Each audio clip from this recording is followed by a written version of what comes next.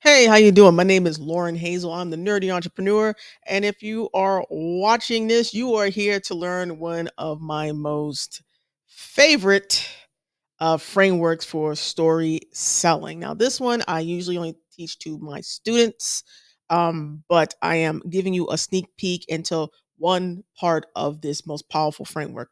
In fact, this framework did not start with me. I wish, as much as I would like to say I invented it, this has been going on since humans knew how to tell stories to explain things. Okay. So you can find this framework in the Bible or in the Quran, whatever your culture or religious may be, as well as you can find it used in ads all the time. In fact, Apple is always great to use this framework.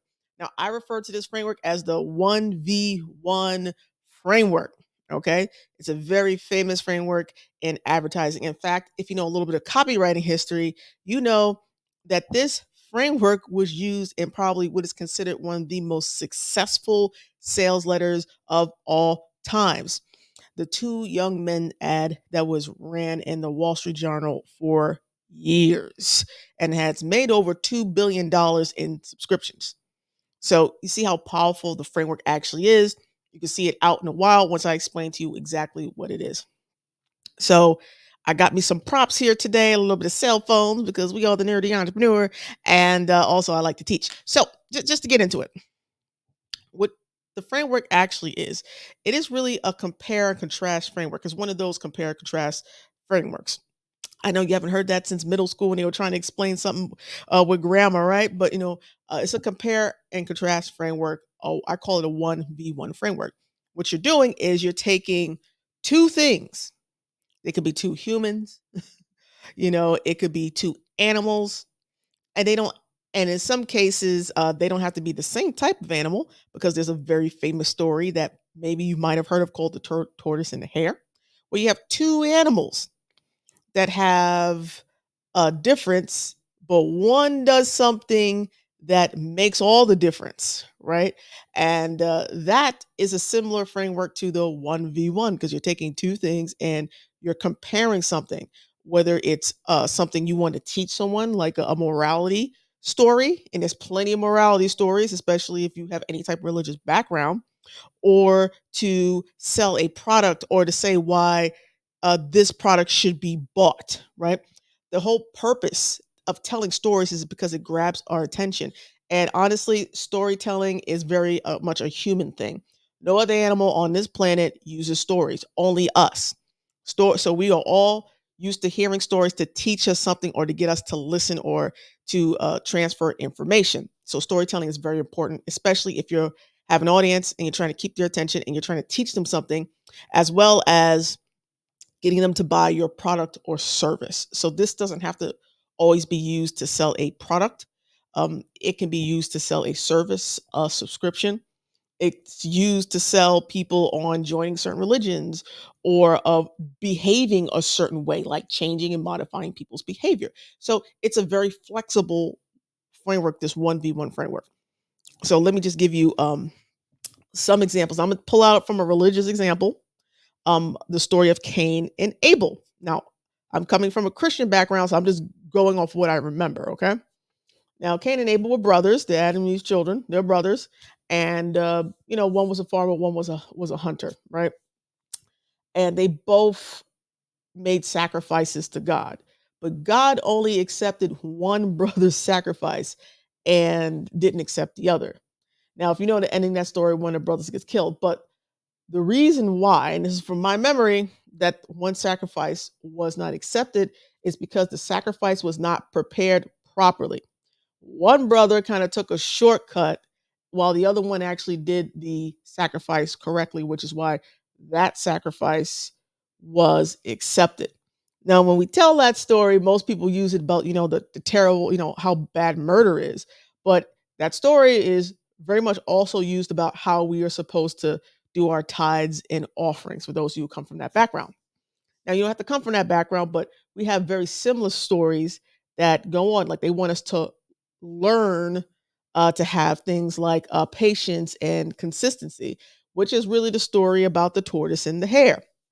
Two animals go on a race, And obviously, we would automatically think the hare's supposed to win.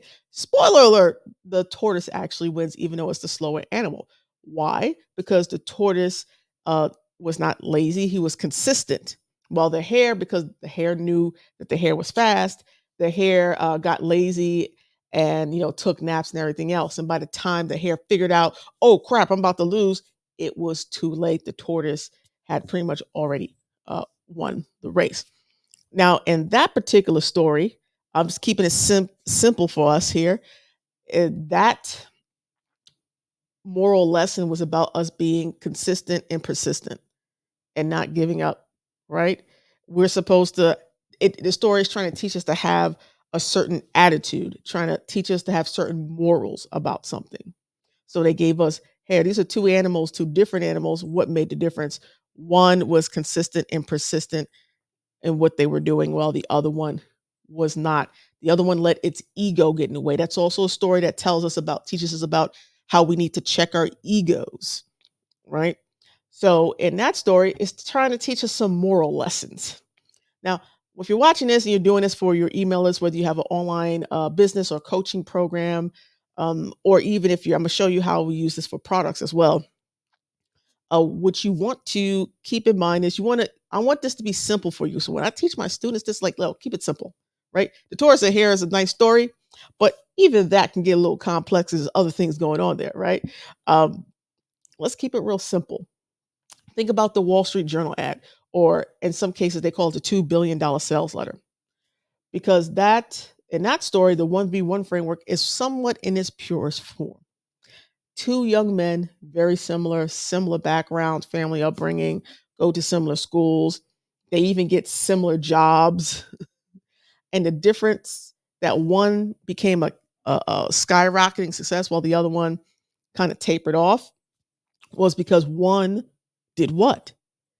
They subscribed and read the Wall Street Journal. And that's how they sold that $2 billion. So that story was so powerful that millions of people decided to subscribe to the Wall Street Journal. That's why they kept running that ad. It's one of the most successful ads ever, right? And so, in its purest form, that is the 1v1 framework, taking two things that are relatively similar in some way, right? To keep it simple for us, similar. Two mothers, similar backgrounds, both love their children, good wives, but one doesn't get divorced while the other one has a crumbling marriage. What's the difference? And if you're into the marital counseling, you'd be like, well, one went to counseling, or they read this book, or they did whatever. Because the product or service that you insert there to show the difference as to why one got a great outcome and the other one didn't get such a great outcome, that's where you insert your product. So now we use this in once you'll see these in ads all the time. So think about how, unfortunately, I hate to say it, but unfortunately, cell phone companies or companies that make phones sell their phones, right? So I got two phones, right? Two similar phones, but one of these phones has something different. And that difference could be a whole bunch of things. So, for example, it could be these are two identical phones, they're the same model. What's the difference? The difference is this phone is on the Verizon network and doesn't get any drop calls and gets free blah blah blah. Well, this phone is on our competitors. Now, a lot of times in nowadays commercials, they won't say like Sprint and stuff like that. They used to kind of allude heavily. They don't do as much as this anymore, but they used to do that. And in some cases, they'll go, right, hey, we're better than the other guy because we have this type of service. Same phones. The 1v1, what's the difference? The service is different. Or they'll take a phone relatively identical. What's the difference? This one is running on the newer software and this one is running on older software. Or they'll use it like, here's the new phone. What's the difference between them? This is the newer version of this phone that has a faster chip. Now, you heard that before, right? Apple does that all the time. They'll compare their newest iPhone to the old iPhone. They don't even compare it to other. At this point, Apple doesn't even compare it to other cell phones that are made by other carriers or other companies. They'll literally compare their phone to the last phone. What's the difference between this phone? This phone has a better camera, and the chip is a millisecond faster, and that's the difference, right? They're comparing 1v1, two phones that are similar, only this one has a better chip, a better processor than this phone, and this is why you should get this phone, because this is the newest thing, and you want the newest thing in the hands because you don't want to be that guy caught out there with the old phone, right? That's the kind of stuff that we see cell phone companies or cell phone makers do all the time. They will take their current phone and compare it to the old version of that phone to get those who always need the newest thing in their pocket because they don't want to be that person with old stuff. Same thing with those folks who like sneakers, right? And in the sneakers, a lot of things that people are sneakerheads, it can kind of get like that. Like, hey, you want the new Jordans, not the old Jordans. You see, I'm dating myself. I'm talking about Jordans when, it could be, you know, LeBrons. If they're into that, they'll compare one model against the other one and say, well, this is the freshest one out because it has this color or this logo or whatever. And so we see it all the time used in selling products. So you see how versatile this 1v1 framework actually is. You can use it to compare all sorts of things. But the key to it is one, when I teach my students, we keep it very simple. We have two products that are relatively similar, right? And the difference is the thing that's in relation to you or the moral thing. If you want to use this as a content piece and not necessarily a selling people on buying, but you're selling people on your way of thinking piece in there. So two relatively similar things, the more similar the better, so that the difference that you bring on your product, your service is even more just out there and sticks out, right? So that is basically the first part of the 1v1 framework that I teach my students all the time how to use this. And as you can see, you can use this for emails, you can use this in sales pages, you can use this in just creating a speech and making content. It's a very powerful framework, and we've been using it throughout human history. But now I have simplified it for you so that you, after this video, can go and start doing the same thing with your product and service. And also, as you see, uh, hopefully over here on this sheet, I wrote some notes down on things to consider, as well as you can watch this video over and over. Also, you can hit me up. I will put my contact information in the sheet somewhere so that you can hit me up. Also, just one more thing, just one more thing. And that is, I do teach this framework to my students. I teach them this in depth. We go over things like, how to write emails using this framework, how to create content using this framework, in which I also do go over the examples of what they write or what they're thinking about writing to point them in the right direction or help them like tweak some things as well. That is something that if you are interested in, you can actually go and inquire about that workshop that I have taught A-list copywriters to people selling car parts, how to use that framework in a way to help them better sell themselves or sell their services or even sell their clients' services or products. That will also be linked somewhere in the sheet. If you have questions or if you want to just get that workshop and join the rest of my students and learning this framework in depth and having me be able to look over your work and point you in the right direction so that you can be successful in using that framework. But you have everything you need right here. But if you want more, that's be somewhere in this sheet. My name is Lauren Hazel. I am the Nerdy Entrepreneur, and I see you next time for another one of my lessons in how to story sell.